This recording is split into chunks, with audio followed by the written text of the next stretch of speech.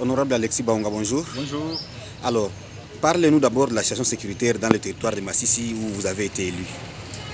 Bien, les tableaux sécuritaires dans le territoire de Massissi est tellement sombre, il est accablant. Et c'est tellement regrettable que dans un espace de 7 jours, et donc d'une semaine, on dénombre 7 morts, soit du 8 au 15 novembre. Cependant, même ce matin, nous avons appris qu'à Kahanga, il y aurait eu aussi 5 morts, ce qui fait donc un total pratiquement de 12 morts dans une période de 10 jours. C'est vraiment décevant de constater qu'à Massissi Centre, on a tiré sur M. Théodore Balingene à 20h, il venait d'une messe. À Kibabi, on a tiré sur un enseignant qui venait aussi des chats. Il venait, après coup, il est allé au chat. En ce retour de son chat, on a tiré sur lui. Et après, on l'a même découpé à la machette. À Rubaya, il s'observe des accrochages entre des groupes sociaux ou des groupes économiques qui s'affrontent dans la zone autour de la gestion du carré minier de Rubaya. Là, on a nombre de morts et plusieurs cas de populations incendiées. Pas plus que ce matin, les chefs de localité de la zone venaient de m'appeler et me tenaient informé qu'ils sont en débandade du fait que leur localité venait de nouveau d'être attaquée et plusieurs cases sont en train d'être brûlées. À Mahanga, et notamment à Kibanda, on a tiré sur 3 bergers, curieusement d'une même communauté. Et à Nyadondo, on a tiré sur un paisible habitant de la cité dans le quartier Lukoke et on a incendié, on a pillé plusieurs biens de la population. Et malheureusement, certains éléments de FRDC qui sont dans la zone ont été acquis et pointés des doigts par la population d'avoir été à la base de ces pillages dans le quartier Lukoke à Nyadondo. Nous avons contacté l'autorité militaire qui est sur place pour que ces militaires-là soient tous mis aux arrêts, sanctionnés, que cela constitue aussi un exemple pour les autres qui voudraient aussi s'apprendre à une sale besogne.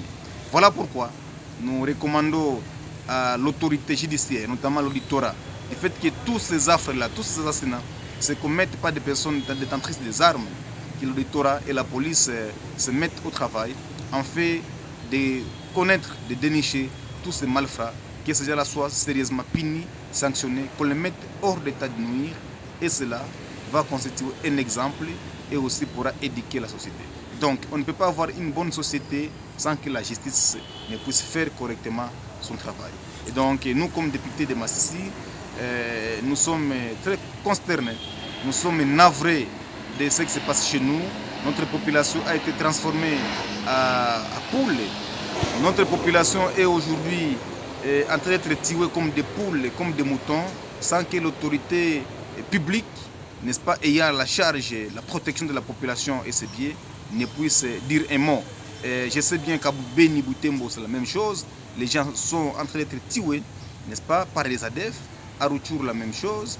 À Massissi, aujourd'hui, n'en parlons pas. Mais l'autorité provinciale est restée insensible face à ce qui se passe chez nous. Voilà pourquoi nous l'interpellons pour qu'il puisse jouir, qu'il puisse jouer amplement son rôle, celui de sécuriser la population. Sinon, à un moment, cette population risque de se soulever contre l'autorité établie et ça va être l'hécatombe.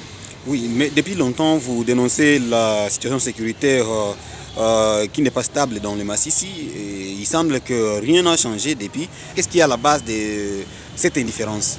Bien, je crois que le conflit ou la cause de l'insécurité dans le Massissi est de plusieurs sources. Cependant, je vais les catégoriser à 5 sources principales. La première source, c'est une source ou une cause liée à l'identité. Et la deuxième source ou la deuxième cause, c'est notamment la conquête des terres. La troisième source est aussi liée à l'exercice du pouvoir coutumier. Et aussi la quatrième source, c'est une source liée pratiquement au positionnement politique. Mais aussi au-delà de ça, il faut aussi ajouter une autre source qui a un rapport avec la distribution des armes qui s'était faite à un moment sous le RCD et ces armes-là n'ont jamais été récupérées. Donc ces armes-là ayant été distribuées dans la population sont aujourd'hui en train d'être utilisées par cette population, n'est-ce pas, pour tuer les autres. Voilà donc les quelques 5 sources principales que je peux d'une manière brève, n'est-ce pas, présenter comme cause majeure liée à l'insécurité dans les territoires de Masisi. Et pourquoi rien ne change? Je vais bien, et rien ne change du fait que l'autorité établie ne veut pas jouer pleinement son rôle. L'armée qui a la charge de dissuader ce groupe de bandits, l'armée semble être dépassée. On constate qu'il y a un problème d'effectifs. Plusieurs endroits, il n'y a pas de militaires. La police elle-même, elle est en nombre très réduit dans les territoires. L'autorité territoriale, l'administrateur du territoire qui est là-bas, est tellement fatigué. Il n'est pas proactif. Et au niveau de la province, on ne sait pas un tonus, n'est-ce pas, vouloir ou visant à faire une pression sur cette autorité locale et sur les militaires qui sont déployés dans la zone pour qu'ils mettent fin à cela. Et donc, il est simple facile de mettre fin à ce qui se passe dans le Masisi, du fait que les causes qui sont à la base de l'insécurité sont connues. Je les ai dénombrées à 5 sources principales. Et à ces 5 sources principales, on peut apporter des thérapeutiques, des solutions. Et si une fois des solutions sont là, n'est-ce pas, elles vont devoir mettre fin à cette insécurité dans la zone. Et si l'insécurité n'est pas boutée dehors, qu'est-ce que vous, en tant qu'élu, vous allez faire pour aider à éradiquer cette situation? Notre rôle, c'est de présenter la cause à ceux qui ont la charge de devoir sécuriser la population. Et si cela n'est pas fait, nous allons demander à la population là de passer par une deuxième étape.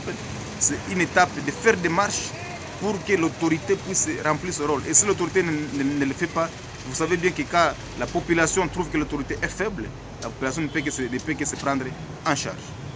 Honorable Alexis Bahunga, le coq de Masisi, merci. C'est moi qui vous remercie.